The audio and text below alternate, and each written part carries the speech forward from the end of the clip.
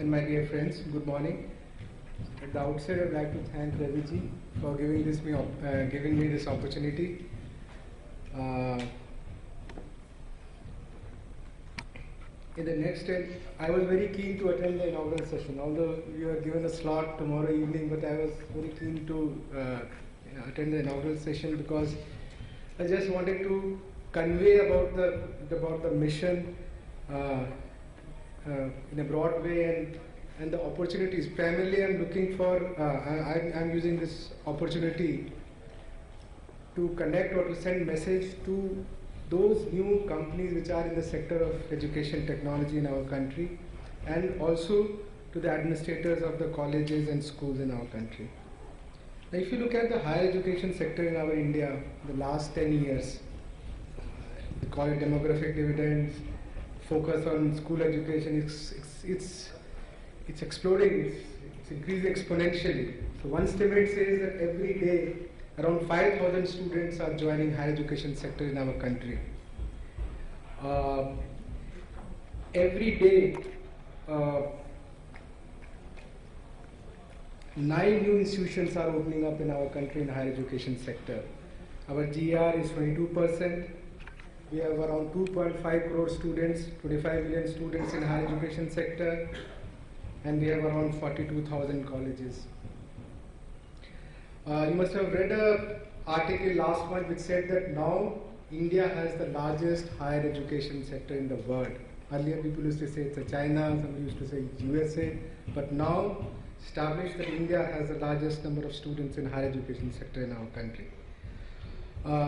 This is what I was talking about. You can see how 2001 there is a steep increase, and it's growing. And we all know the problem. The first fundamental problem, I keep talking about it to my colleagues, to my friends. When I joined the service in 1994, and when I attended my first review meeting with my collector who trained me on education, and after all the discussion, the takeaway point from the meeting was the shortage of teachers in the district. Now in 2014, when we discussed the same thing in the ministry, we discussed a lot of things, and then end will be a lot of shortage of teachers and faculty members. Now, with the use of technology, the challenge in front of all of us is that with the use of technology, can we provide quality education to our students, to our children? And realizing this, the ministry has created a bureau, a separate bureau in Department of Higher Education. Bureau is a technical term within the ministry which we use, which means a wing of a ministry. So just to give you an idea, there is one wing which is headed by my colleague, another joint secretary, which handles UGC. So he handles UGC, RUSA. There is another wing, again headed by one of my colleagues. That wing handles AICT, IITs, IIMs put together. So that's one wing. The third wing is technology-enabled learning. I mean, you understand the way the visualization of the ministry is. They think that in India, if you have to provide the quality education to the students, this piece is also equally important. If the AICT, IITs, NITs, IISERs put together is important, if UGC, RUSA, Central universities put together important, an equally important piece which has to grow in the years to come, next 5 to 10 years, is technology-enabled learning and teaching. So that's the focus from the ministry on this. We have sanctioned money, large amount of money. I don't want to talk about how much we have spent, around 10,000 crore, $2 billion. But as somebody says, it's very easy to allocate money for ICT projects. It's difficult first, A, to spend that money, and B, it's very difficult to get the usage of all what we talk about in ICT. So definitely the funding, budget part in any ICT project, particularly Ministry of HRD, is non-issue. Issue is how do I take it? How do I bring it to the central stage? How can I bring technology, being a periphery, supplementary, all those, in that area, to the center of teaching and learning in our institutions. So we started making some blogs. We have started this journey. I will not claim that we have done much work. And I said earlier, this mission, which affects everybody, which affects each of us, our family, our kids of our country, this is a journey which has to be taken not only by the ministry, not only by the centrally funded institutions of our country, not only IITs, IIMs and ministry, it has to be taken by all of us together in journey. Every government of India institution, private institution, state institution, companies, NGOs, voluntary organizations, media, all of us have to take this journey and see that technology-enabled learning becomes comes at the center stage. So the first thing was about connectivity. When we talk about technology-enabled learning, the first thing is about connectivity. We have provided to around 700 universities and research institutions a connectivity of 1 Gbps. Our plan is we will provide 1 + 1 redundancy. We will not end at only providing a path, a loop through one service provider. We will provide connectivity. That's our ultimate plan. This connectivity, whatever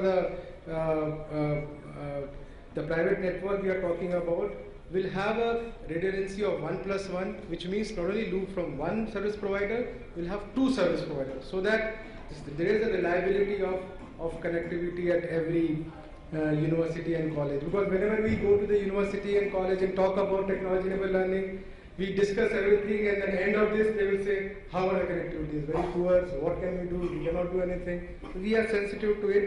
Right now we have provided through one service provider 1 Gbps connectivity to 700 universities. I have been to many international conferences. I would like to share with you that no country in the world, including China, US and UK, has provided such a high bandwidth to all the universities, irrespective of nature of the university, whether it's a federal university, state university or private university or deemed university, such a high network. So we have this highway ready, 1 Gbps connectivity. We have also provided to the colleges which are outside the campus of these universities, we have provided the connectivity of 10 Gbps. We have provided 20,000 colleges 10 Gbps connectivity.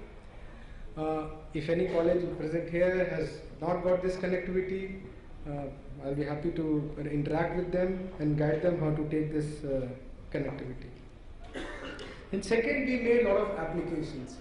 I'd like to focus upfront on why we all should get excited about the content which we have created.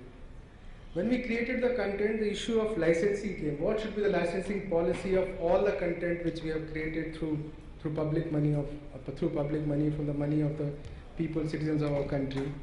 And the licensing policy, which is nowhere. You can look at MIT website, you can look at Harvard website, you can look at different countries' education department website. This licensing policy is the most aggressive policy which we have adopted.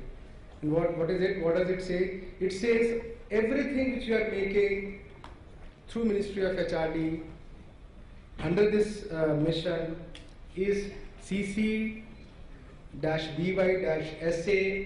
commercial use permitted. So look at the MIT courseware website. It will say CC, Creative Commons, by, share alike, NC, non-commercial.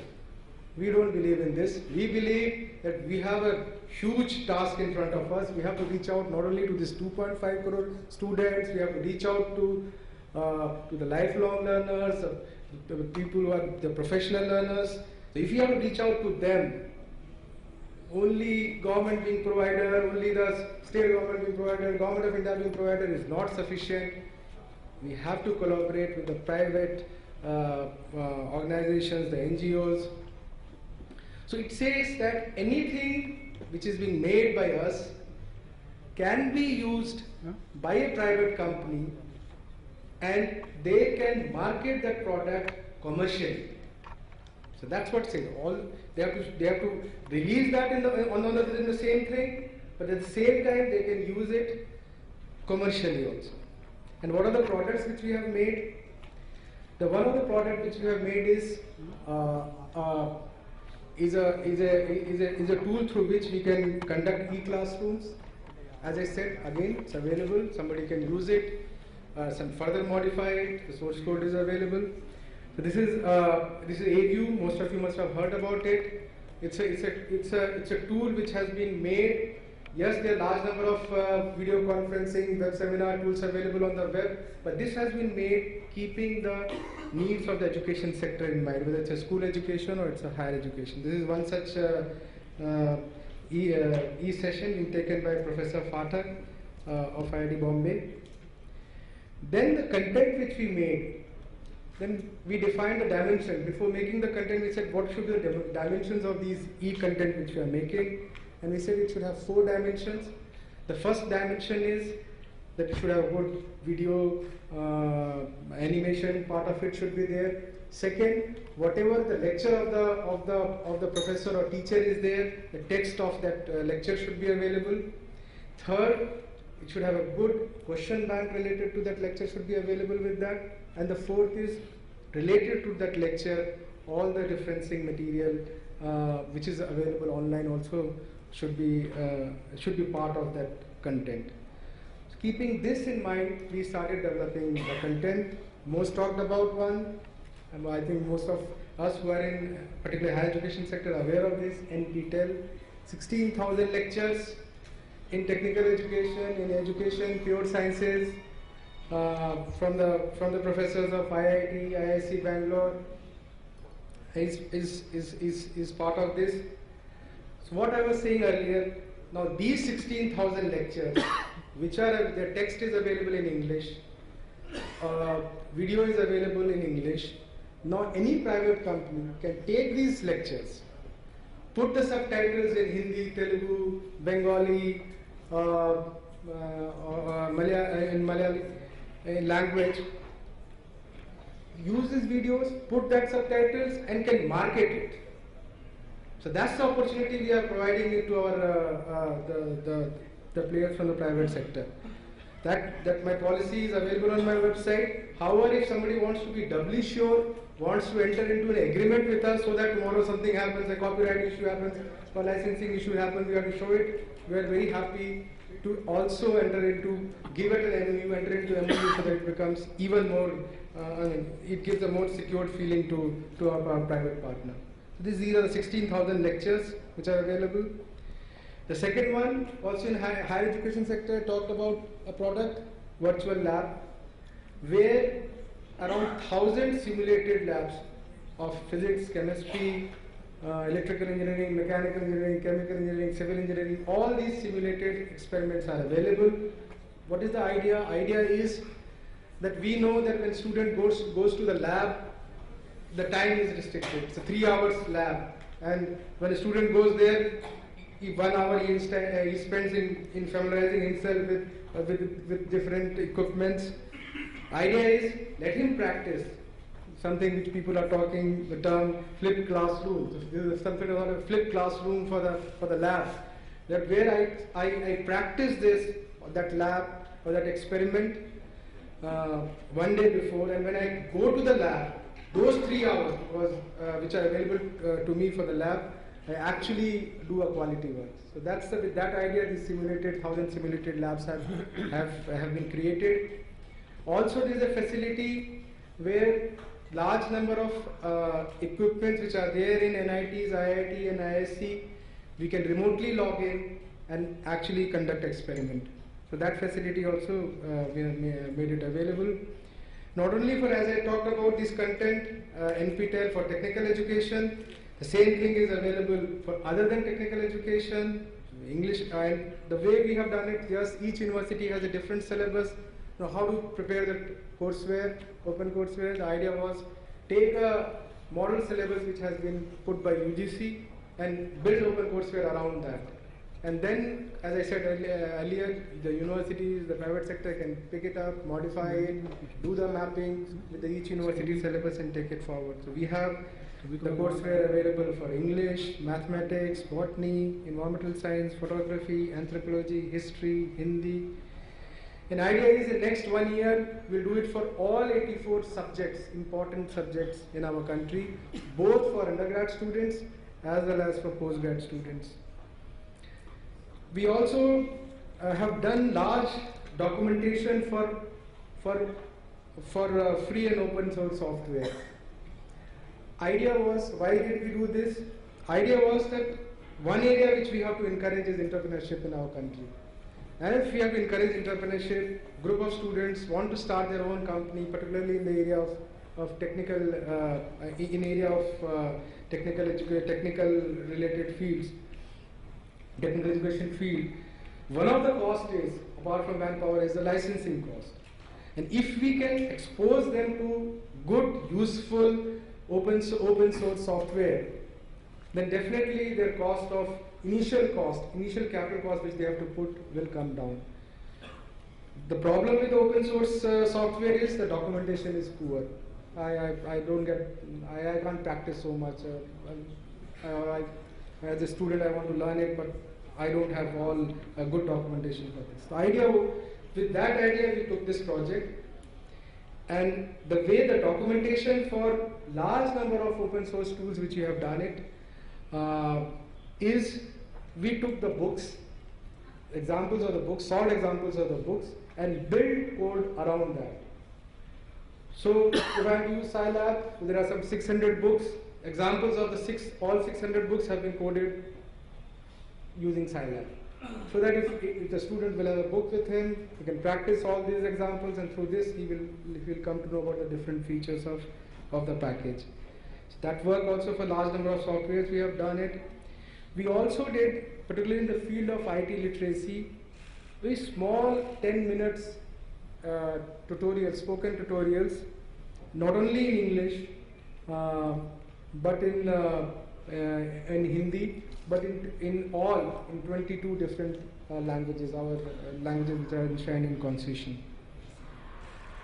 We have also mandated now that all the PhD thesis of all the students in higher education should be available on one portal. We have also done, it's not a complete solution, we have done some work, we want to take it forward. We also want to create a generic ERP for all the colleges and universities, and then the generic ERP can be taken by each university and college and can further customize it. You must have also heard about it. We also did a pilot for coming up with a specs of a access device which is very basic in nature. Idea was that the tablets which are there in the market has large number of features. Because of that, the cost is high, but those features are not so much required by the students in school and in colleges. So can we cut down all those features, focus on basic those additional features, focus on the fundamental features, and then build a device around that. So that was that concept. The Akash project was taken up. We did an experiment. We sent it to around 1 lakh students in different colleges. We have got inputs from those 1 lakh students. Now we are in the process of, after that we have modified the specs. Now we are in the process of doing the market discovery, the price discovery of the new product which we are working on. What are the new projects ahead? The one project which you must have also read in the paper, the idea of the government is that all the universities where this 1 Gbps connectivity is given, the whole campus should become Wi-Fi enabled. We should enable every campus of our country of 700 universities, deemed university, institute of national importance, private universities, Wi-Fi enabled, and we should provide funding, central funding for that. That's one project which is coming up. Second, the colleges which are outside, let's start it. Let's make at least 20 classrooms Wi-Fi enabled in phase 1, and the phase 2, phase 3 make those campuses also totally Wi-Fi enabled. Second, also you must have also read in the paper, let's have one platform, and all all the digital depositories available not only with Ministry of HRD, Ministry of Culture, Ministry of Urban Development, Ministry of Agriculture, Health. Let's bring all of them to one place and create a national e-library. And the third project is also, Minister spoke about it in Parliament yesterday. We would like to start our own platform, MOOCs platform. An idea is the Government of India, the centrally funded institutions in our country take a lead and start massive open online courses. As name suggests, massive open online courses. Not only the courseware is open, open and free, but even the conduction of the whole course, that is the assessment also, is freely available to the citizens of our country. Only when it comes to certification, a nominal cost will be charged. To begin with, we are aiming in the next 1 year. We will work with IIT Bombay, IIT Chennai, IIT Guwahati, Delhi University, Manipur University, few IIMs. We'll work with them, and we will get those courses offered on our platform. However, the big picture is, the bigger task which we have to achieve is not only centrally funded institutions, we have to create this enabling environment that every state university, every private university in our country should be able to offer the online courses, and how to build that, how to ensure that quality parameters are met, how to handle the data analytics are the issues on which we are working on that.